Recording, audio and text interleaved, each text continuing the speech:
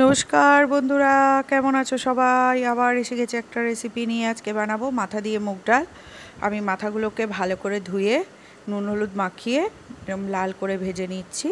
আমি কাতলা মাছের মাথা নিয়েছি, আর ওদিকে মুগ ডালটাকে লাল করে ভেজে আমি প্রেসারে সিটি দিয়ে রেখেছি।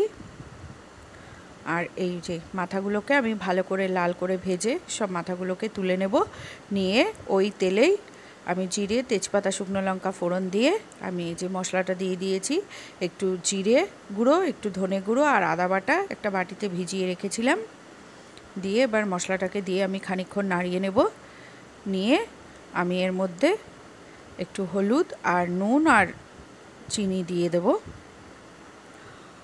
চিনিটা অপশনাল, যারা খাবে না মনে করবে তারা দেবে না, আমরা দিই সেই জন্য একটু চিনি দিয়েছি। আর একটু চিনি দিলে মাথা দিয়ে মুগ ডালের টেস্টটাও ভালো লাগে আমার মনে হয়। দিয়ে একটু কষিয়ে নেব। বন্ধুরা, যারা আমার চ্যানেলটা প্রত্যেক দিন দেখো, আমার চ্যানেলটাকে লাইক করো, তাদেরকে অসংখ্য ধন্যবাদ। আর নতুন বন্ধুদের বলবো আমার চ্যানেলটাকে লাইক ও সাবস্ক্রাইব করে আমার পাশে থেকো। এই যে মশলাটা আমার কষানো হয়ে গেছে। এবার আমি ভেজে রাখা মাথাগুলো দিয়ে দিয়েছি। এগুলো একটু বড় ছিল তাই একটু ভেঙে নিলাম।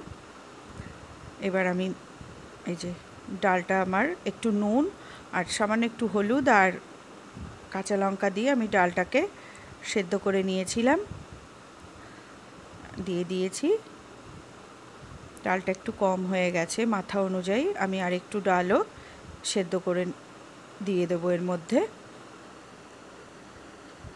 আমার মাথাগুলো অনেকগুলো ছিল তো ডালের পরিমাণটা বুঝতে পারিনি, ডালটা একটু কম হয়ে গেছে।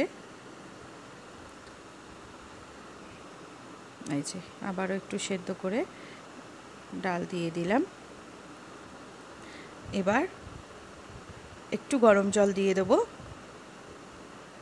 দিয়ে আমি এটাকে ঢেকে ফুটতে দেব। কেননা আমি ডালটাকে নুন আর কাঁচা লঙ্কা দিয়ে সেদ্ধ করে নিয়েছি বলে এখন আর নুন দেব না। আমি একটু ঢেকে এটাকে ফুটে উঠলে তারপরে আমি দেখে, এই যে ডালটা আমার ফুটে উঠেছে, প্রায় হয়ে এসেছে। সামান্য একটু নুন দিয়ে দিয়েছি, একটু নুন কম লাগলো। এবার এর মধ্যে আমি ঘি গরম মশলা ছড়িয়ে নামিয়ে নেব।